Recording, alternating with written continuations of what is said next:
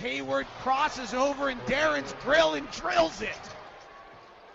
A little extra whipped cream on top of this cupcake. Jazz by 10. This is Gordon Hayward. We are ready to tip it off. Are you? Let's do this. You know, it was a very hard choice today of which highlight I thought would make you the happiest. There was the Darren Williams right in the grill of, there was the Gordon Hayward right in the grill of, here's Darren. and then there's this. Losing the dribble, recontrols, Dante all over, crossover, and Dante swats his shot into the second row. Which one did you want more? Gordon putting it on Darren or Dante putting it on Darren? I know you. You wanted one of the two. It's tip-off. Pow. Good morning. Back in the friendly confines of the home studio where technically things work much better. Why, I have no idea. Computer's older, audio box is older, and yet everything seems to work much better. Who knows? So many of you have given me audio suggestions. I'm digging through them this week. Thank you so much. I appreciate it. Hopefully we'll get all that stuff taken care of. It is tip-off. I'm David Locke, radio voice of the Utah Jazz, Jazz NBA Insider. We'll give you the NBA 5, then we dig deep on the Utah Jazz. We'll look today at kind of some trends on the Jazz and how good they really are. Like, who are these guys? What's realistic about what this team is right now in this realm of things? The rest of there's no complaining that people aren't noticing. That's for sure. Paul Flannery wrote a nice piece, SB Nation. I'm listening to the NBA Lockdown podcast. Brian Windhurst immediately puts them up in the power rankings. They're in the top 15 in power rankings all across the board. We can't be complaining we're not getting noticed. I do want to mention to you tomorrow is a really neat opportunity, and I hope you can make it out for this. It's the Utah Jazz. They've done this now, I think, 2 years in a row, networking event. And so here's how it works.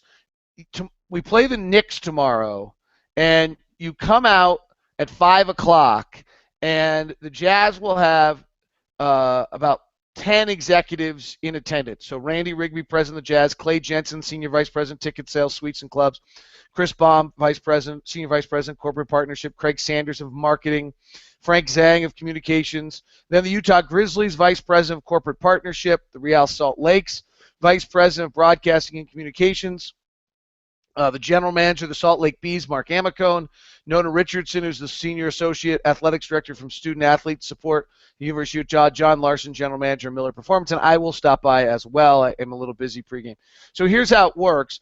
The event starts at 5. You have introductions mingling with executives from 5:30 till 6:45. It's a long time. I mean, present your skills, bring your resume, show why, learn, maybe just ask questions, maybe just learn something, make the contact instead of demand the job, whatever you think is the right approach for you. This goes on, and then you get a ticket to the Knicks game. So call Brennan at 801-325-7040. That's 801-325-7040. And that's tomorrow. It's $44.50 per person. So you get a ticket to the game, see this hot team, and you get to meet all of those people and interact. And that's why we're all there, is to meet you. So 801-325-7040. Call Brennan. There you go. That's what you need to know. Let us do I'm sure there's like 3 other things I'm supposed to tell you too, but let's do the NBA 5. This is Dante Exum, and you are Locked on Jazz. Thank you, Dante. I am probably going to hit this point hard between now and April 15th about the NBA. I've said this a few times. I'm going to say it a lot more. There's a real chance we're missing the entire story of this season. I keep hearing about the parity and the depth. I'm not sure that's true. There is a chance that one of the great teams of all time is playing in the NBA right now. And statistically, there's very little that tells you otherwise. The Golden State Warriors differential, points scored minus points against on average per game, is one of the 7 highest point differentials in the history of the NBA. In the history, 6 of the 7 teams that have had the differential plus 10 the way they do and the way they have gone on to win the title. The only one that didn't was the 71-72 Bucks, who lost to the Lakers, who won the title. Right now, the Warriors differential is plus 10.1. It's got to stay there. So that's true. But then the next thought I have on this is, well, there's so much. Kevin Pelton's written some stuff about home court, some other things that shows you how much discrepancy there is between top and bottom. That, we've got these teams like the Knicks and the Timberwolves and the Lakers and the 76ers that are, -6 or more, and that's allowing for a team to get plus 10 in a way that they never used to be able to get there, and so that diminishes maybe a little bit what the Warriors are doing. Except for the fact that the Warriors have the largest discrepancy between the number 1 team and the number 2 team in point differential ever in the history of the NBA. The Warriors are plus 10. The Atlanta Hawks are plus 6. That plus 4 differential is the largest ever in NBA history between 1 and 2. There's a real chance if the Warriors go through the playoffs. And if the Warriors go through the playoffs, let's make sure you understand what they're going to have to do. They're going to have to beat Oklahoma City in round 1. It's almost unavoidable at this point that Oklahoma City and the Warriors will match up in round 1. In round 2, they will likely have to beat the Clippers, who have the 3rd best differential in the NBA. And then in the Western Conference Finals, they will have to beat either Memphis or San Antonio, whomever gets out of that side of the bracket. One side of the bracket is so much heavier than the other right now.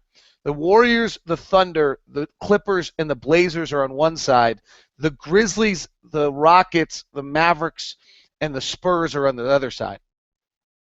But the Warriors truly may simply be better than we realize, and we may at the end of this year have to redo how we're viewing this. There's a bunch of teams right now that everyone's really excited about how hot they are. Everyone's excited about the Indiana Pacers. They've won 5 in a row. They got a win against Cleveland that was nice, but then they beat Philadelphia, the Knicks, and the Knicks. Come on, please. And they have a Chicago win in there.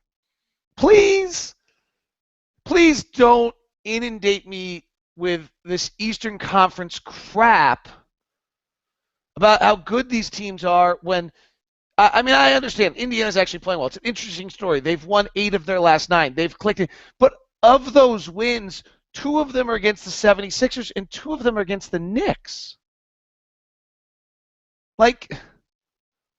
So they've won 8 out of 7. What they really did is they beat the Pelicans on the last day without Anthony Davis before the All-Star break, and then they surprised the Warriors, and they got a win against the Bulls when the Bulls were injured. I just can't go do this. I get it. I think Indiana's interesting. They're playing really hard. I don't think I'd want to see them in the playoffs a little bit. But we did this last year, too, where we suddenly then decide these teams are good. They're not good. They're just playing their own conference. And the Eastern Conference is dreadful. Oh, my gosh.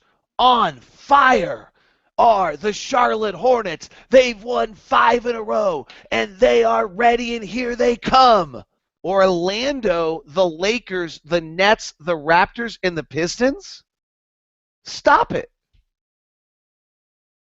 Stop it. That's just because you're playing in a horse crap conference. It's so bad. It's so unfair.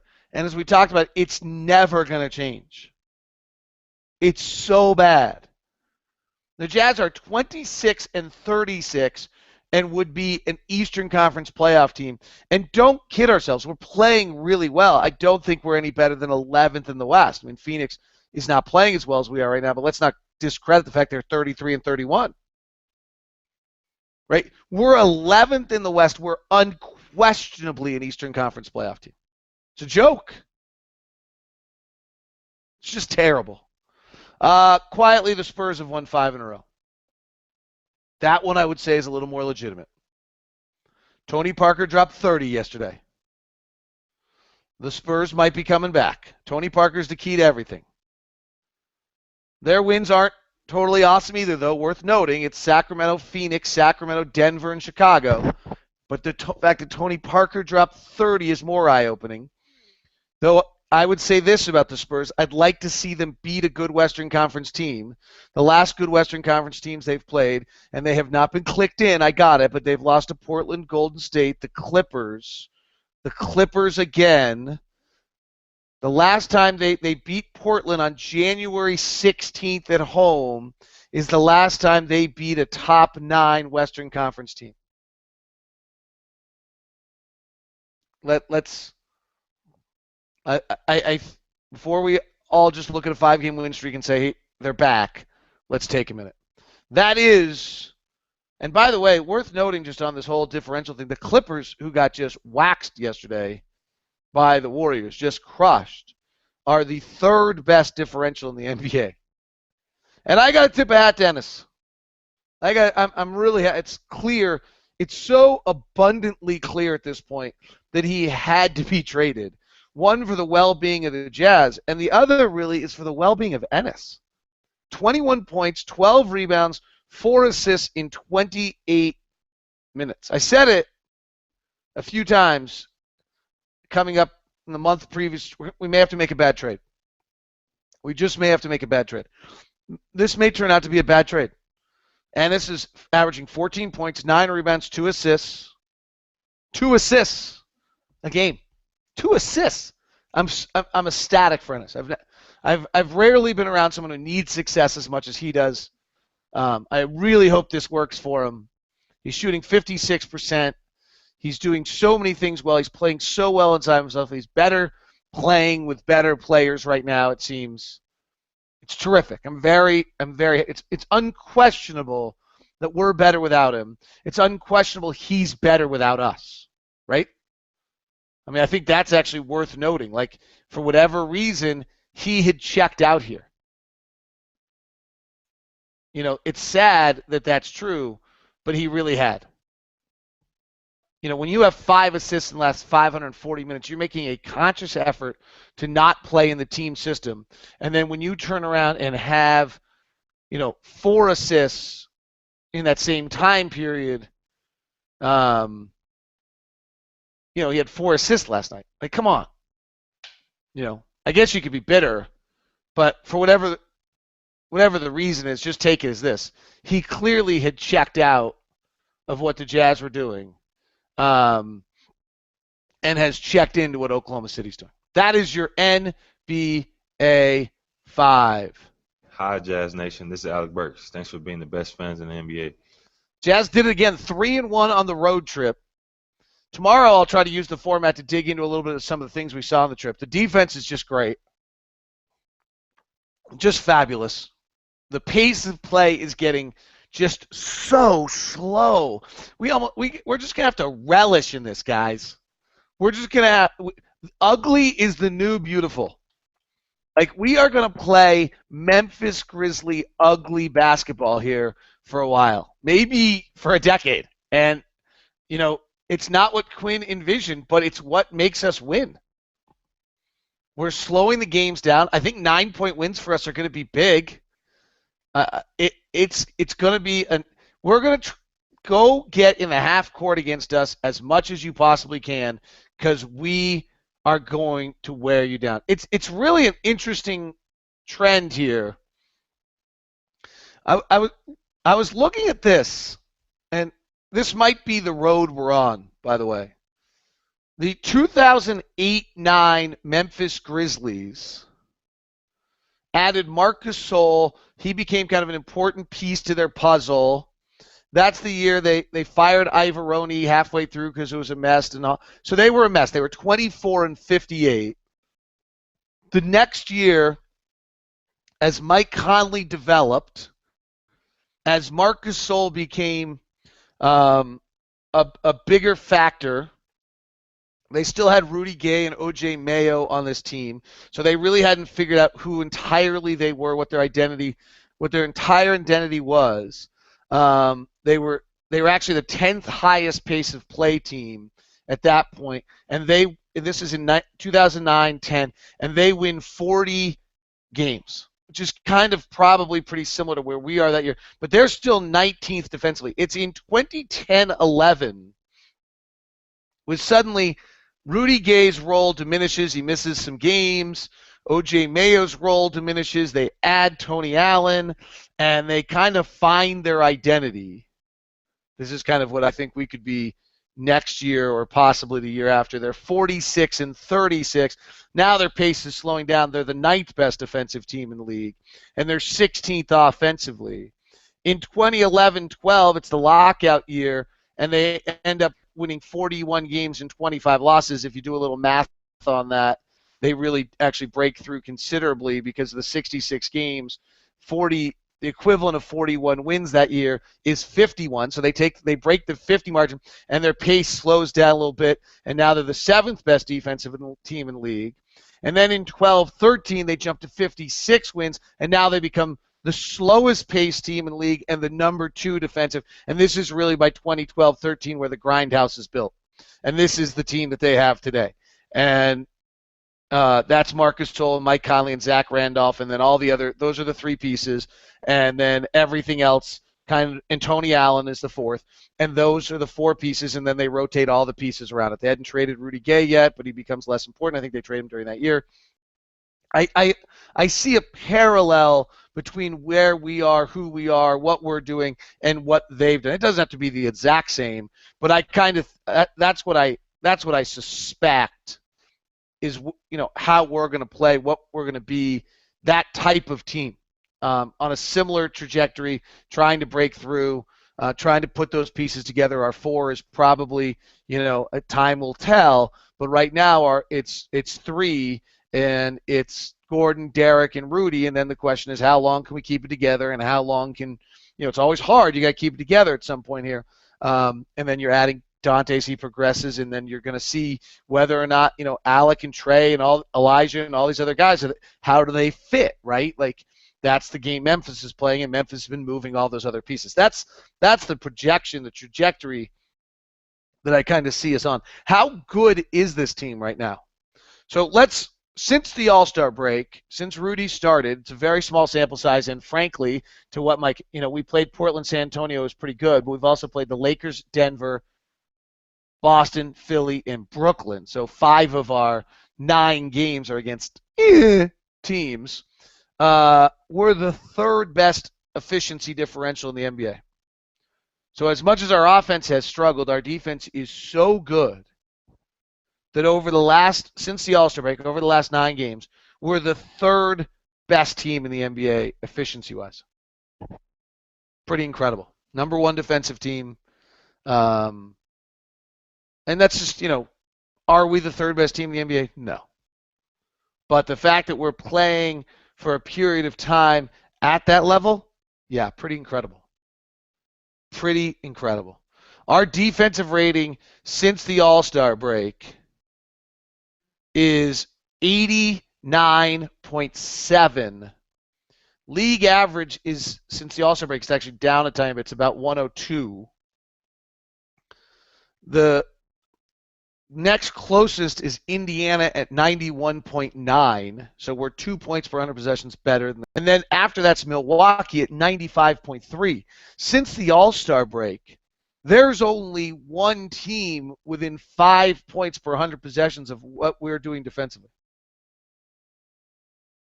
That's crazy how good this team is defensively right now.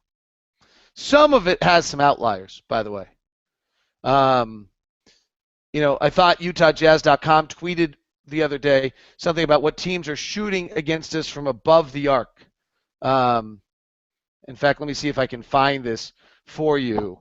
There's some stuff that's just, you know what, we're hot, we're playing well, we're rotating beautifully, and teams are not adjusting, you know, teams aren't hitting some shots. Like, at some point, the numbers have to come back around.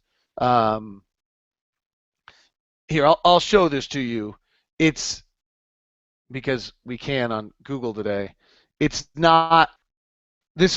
can't last. This is opponent shot chart against us. Left corner 3 is still a problem. But teams are 8 of 43 angle right and 7 of 36 straight away since the All-Star break. Okay, let's let's just be honest about it. That's not lasting. They're 23% from above the arc. Now, the 54% in the paint, in the restricted area, that could last. The 33% mid-range right here, which is regularly 38, that could last. This is insane. So some of these numbers are going to skew back to where they probably should. Okay, let's understand that. So let's back it up to February 1st. February 1st gives us a decent sample size of games at this point. February 1st says, it's when the Jazz, it's just kind of an arbitrary date, frankly. There's nothing particularly special to what we were doing February 1st. We lost to the Warriors, got a few days off, went to Portland. I mean, there's nothing unique to that. We weren't playing particularly well. There's no big change in that, but it gives everybody about 15 games played. It's a little bit of a larger sample size to that. Where do the Jazz rank in that? We have the number one defense in the NBA since February 1st at 96.0. The next is Indiana at 97.2, then Milwaukee at 97.7. And our overall net rating, since our offense is not great, is 7th. That's still crazy. Since February 1st, it's the Warriors, the Pacers, the Cavaliers, the Thunder, the Spurs, the Blazers, and the Jazz. It's crazy. Indiana shows you how good you can be just with the defense, and Indiana's actually playing offense. So 7th, since February 1st. We've played 15 games. Stretch it out a little bit. Let's go to the last 20 games. Right? Let's go last 20 games. It's probably going to be very similar. It's not that big a sample size, but here we are. The Jazz in the last 20 games are the third best team in the NBA. Just an arbitrary grab. The Cavaliers are 1, the Warriors are 2, and the Jazz are 3 in the last 20 games in the NBA. Are you kidding me? It's just incredible. And the defensive rating in that time period for the Utah Jazz, number 2 behind who? In the Memphis Grizzlies. And then let's go to the one that Ron and I talk about a lot.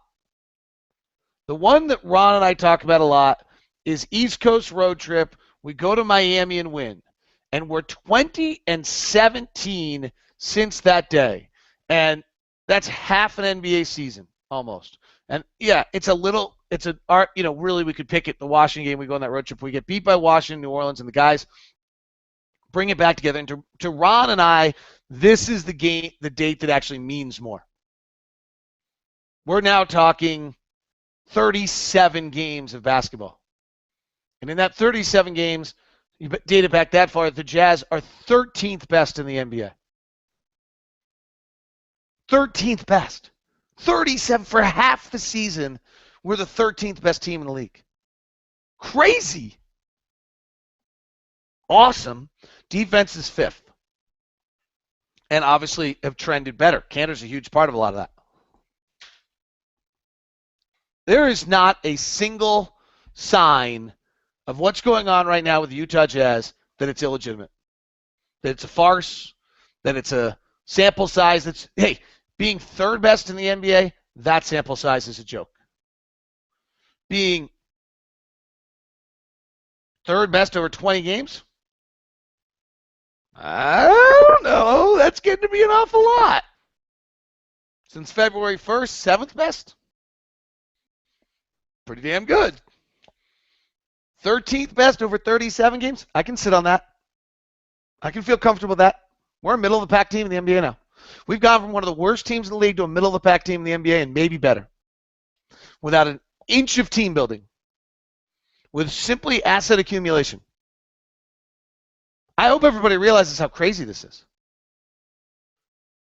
This is not where this is supposed to be right now.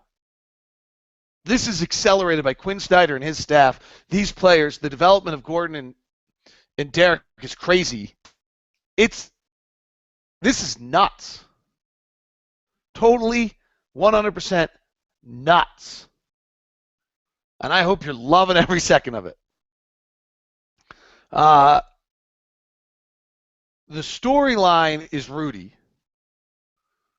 The storyline probably should be Rudy. But I think the storyline that's being missed is Rudy going to the center has allowed the 6'10", 260-pound Derek Favors to play power forward and start looking around the league and how many 6'10", 260-pound power forwards there are anymore. And then start looking around the league and find out how many of them are 23 with the agility that he has and able to move like he does. And then find out how many of them, since the All-Star break, are averaging 18 points, 9 rebounds, 2 assists, a steal and a half, and 2 blocks. Is he here? He's been here and left? Okay, thank you. Love you. Nice to see you again. That was my wife. 18 points, 9 rebounds, 2 assists, steal, 2 blocks. But now let's get silly. Now let's start looking at this guy post All-Star break in certain portions of the game. Again, small sample size, but it's what we've got. I was one who wondered whether they could play together.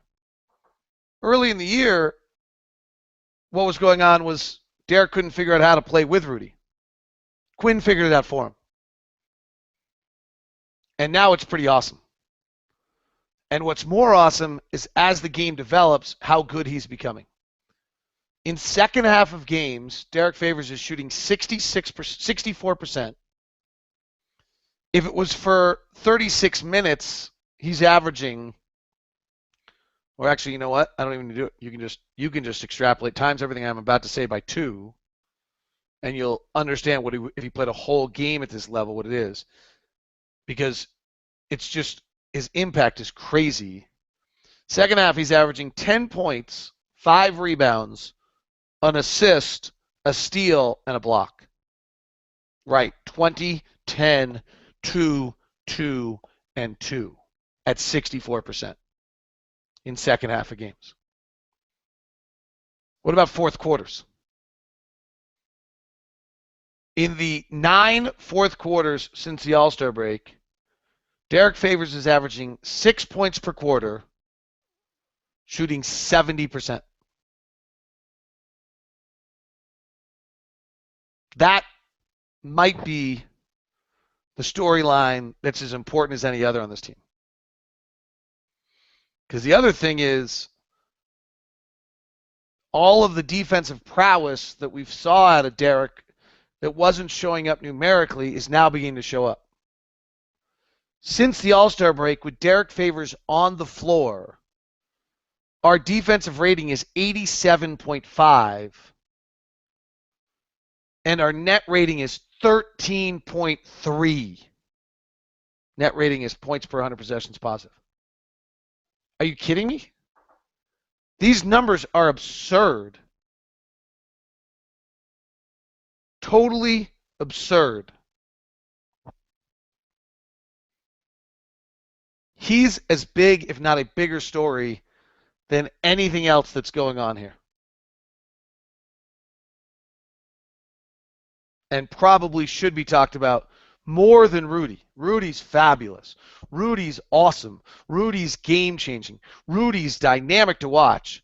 But Derek is changing our franchise right now. And Gordon's play is pretty ridiculous too, by the way. I mean, Gordon's willingness to just take over a game late in the game, regardless of how he's played the rest of the game, and with a belief that he's just better than everyone else, is just terrific. That is tip-off today. I hope you had a good one. It's fun to be a Jazz fan. See you Tuesday. Remember that event's going on. Oh, man, I don't want to rewind the whole podcast and go get the number again. All right, 801-325-7040. Brennan's number is 801-325-7040. Have a good one. Talk to you soon.